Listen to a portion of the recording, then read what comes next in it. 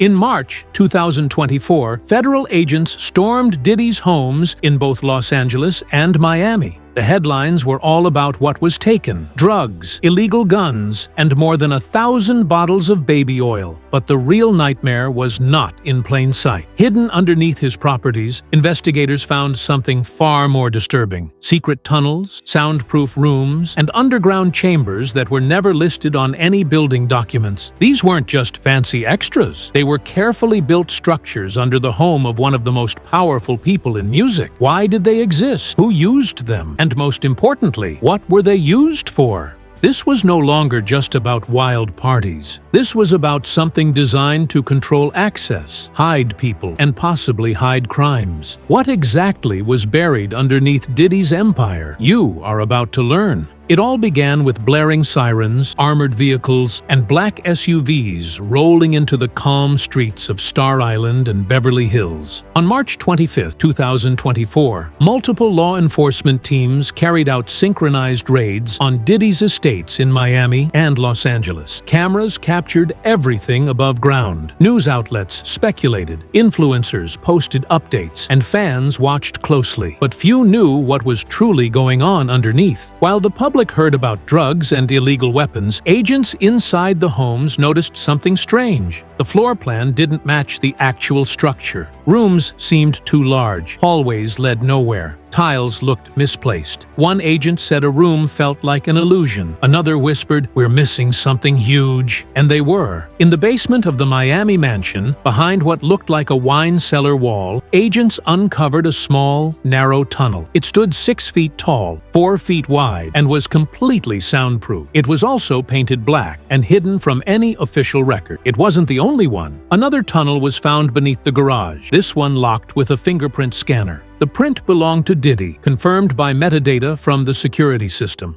That tunnel led to a secret chamber. Investigators believe it served as a mix between a panic room, a data center, and a hidden vault. Agents were visibly shaken, not because of blood or violence, but because of how precisely everything had been built. This wasn't sloppy, it was deliberate. Why would someone spend so much time and money to hide parts of their home? Rumors began to spread. Was this just strange architecture, or was it part of something much more disturbing? Leaked law enforcement notes revealed more clues. The tunnels had their own ventilation systems, high-tech locks, and even fiber-optic internet lines that did not connect to the main house. Emergency exits were hidden in the garden, letting someone escape unnoticed. Imagine a home with secret exits, blind spots in camera coverage, and rooms that no one was ever meant to see. This wasn't just paranoia. This was something built for silence. It only got worse. An agent told reporters, "I've been in cartel safe houses. I've seen human trafficking setups. But this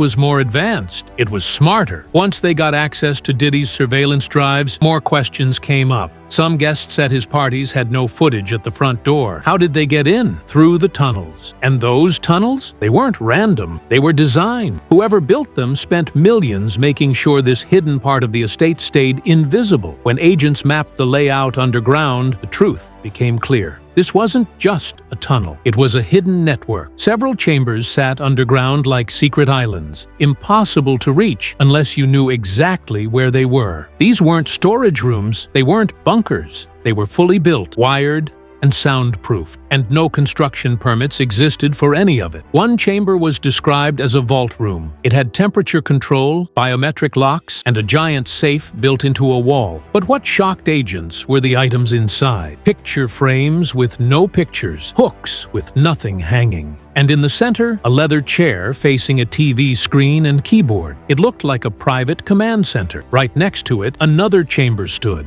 Investigators called it Green Room. The name was taken from a label on the door panel. It had pale green walls, indirect lights, and floor cushions arranged in a circle. There were no windows. The only airflow came from one duct connected to an outside filter. The walls were made of lead-lined concrete, blocking radio and phone signals. A federal agent called it a sensory deprivation chamber. Another said it reminded them of interrogation cells used in secret military sites. What was this room used for? Meditation? Detox? Or something darker? Former employees began to speak. Under oath, some said the green room was off-limits. One housekeeper claimed she lost her job for opening a nearby door. Another, a former engineer, said high-profile guests were led into the room and came out hours later looking confused, nervous, or unsteady. And no one dared to question it. Control wasn't just a feeling in this house. It was part of the structure. Investigators uncovered pressure-sensitive floors, voice-activated lights, and alarms triggered by specific steps. This was not random. This was a well-planned underground system hiding right under the spotlight of celebrity. Diddy's homes weren't just glamorous, they were deadly quiet. And when agents checked the data logs, they found names, initials, and dates. But no video,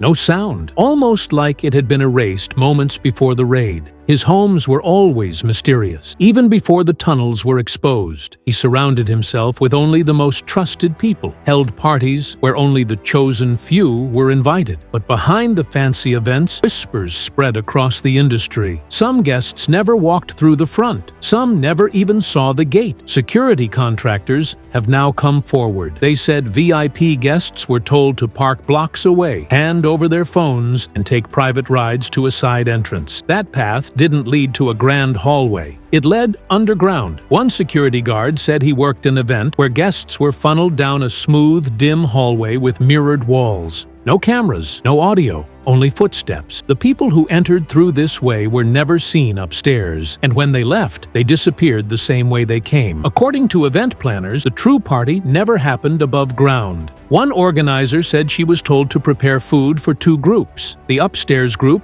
and the inner group. When she asked what that meant, they told her to stop asking and just do the job. Several celebrities were taken directly to the basement and never returned to the public part of the party. What happened down there? No one is saying. Some claim it was just luxury privacy. Others believe it was something more calculated. Some legal experts suggest the tunnels were built not for fun, but as a defense, not to protect guests, but to protect Diddy. With no cameras, no phones, and no witnesses, the tunnels left no evidence. It's the same strategy used by Jeffrey Epstein. After Diddy's arrest, fans noticed strange behavior online. Celebrities began deleting old photos, unfollowing Diddy, and distancing themselves. LeBron James, Kevin Hart, Steph Curry, even Kim Kardashian and Young Miami went silent. Why? Was it guilt? Was it fear? Investigators allegedly found encrypted guest logs, files with only initials and dates. If those initials match real names, it could cause a disaster in Hollywood, because the moment one celebrity is linked to the tunnels, this stops being about rooms. It becomes a story about a system built to enable secrets. No one is speaking publicly, but behind closed courtroom doors, the silence is breaking.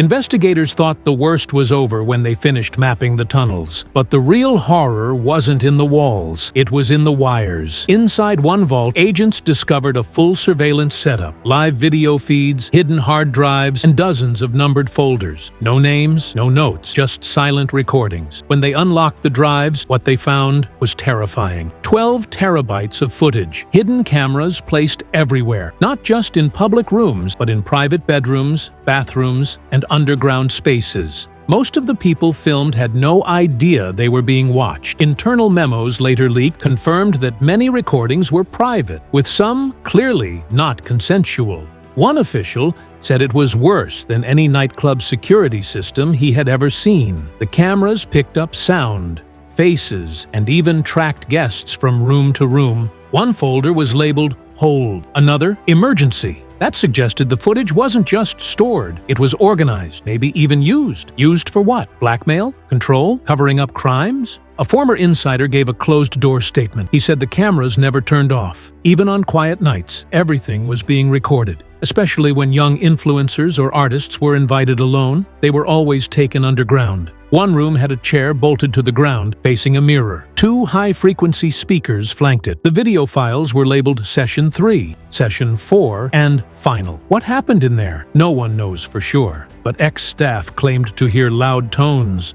strange chanting, and screaming. That room had more sensors than any other part of the estate. One server hidden inside the tunnels had a 12-character passcode that changed regularly. After 3 wrong tries, it wiped all its contents. Who builds something like that unless they are expecting trouble. Investigators realized they weren't dealing with a home. They were dealing with a machine, one designed to record, watch, and control. Not just rooms, but people. And if even a small part of that footage still exists, it might be the most damaging evidence ever uncovered in a celebrity home. Some say the tunnels weren't just about hiding. They were about changing people. Several witnesses described events that felt like rituals, not parties. Rituals. Invitations followed moon phases. Guests were told to dress in white, hand over phones, and be open to new experiences. One celebrity described being led underground into a dark chapel. Candles burned. Symbols marked the floor. A silent group sat in a circle around one guest in the center. There was no praying, no music, just watching. Another technician recalled installing speakers in a room described as a healing space, but it didn't feel like healing. It felt like psychological testing, strobe lights, frequencies, instructions laminated on the walls, notes on how to use light and sound to manipulate emotions. The goal was to reduce resistance, but resistance to what? No one knows. Then there were the so-called energy parties. Guests were reportedly given drug-laced drinks, dressed in robes, and led into mirrored rooms with soft music. Some remember nothing. One woman said she woke up confused, surrounded by people who whispered, "You're safe. This is the process." She left. She never went back. And when she tried to talk about it, her online accounts were frozen, and a stranger came to her job asking questions. What was the process? Was it spiritual or something far more calculated? Experts now believe this wasn't a luxury experience. It was conditioning, a form of control. And if true, those tunnels weren't just secret paths. They were tools to change people, to break them, and own them. The last tunnel found was different.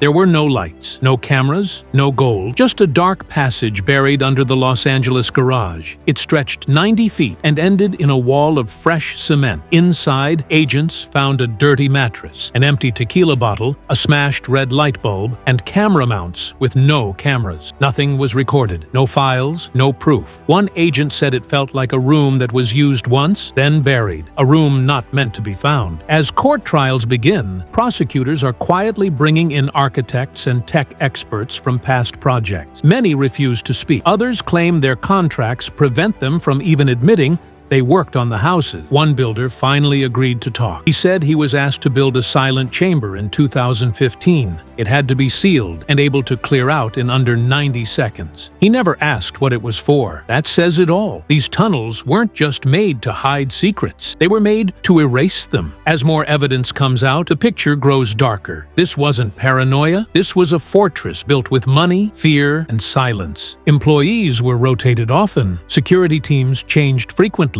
Guests were scanned, watched, and erased from footage after 24 hours. Now, after the raids, it feels like that fortress is falling apart. The silence in Hollywood has never been louder. Not one major celebrity has commented, not a single denial. Just deleted photos, vague PR statements, and sudden disappearances. What were they part of? What did they agree to never say? Because the most chilling truth isn't about Diddy himself. It's about the system that allowed him to build it. The people who came, the ones who looked away, and the ones still keeping quiet. Maybe the truth is buried in that last tunnel. Maybe it's gone forever. But one thing is certain, you don't build tunnels unless you're hiding something. And Diddy's tunnels didn't just hide things. They hid people, they hid power, they hid stories. And now that the walls are cracking, those secrets may finally crawl out.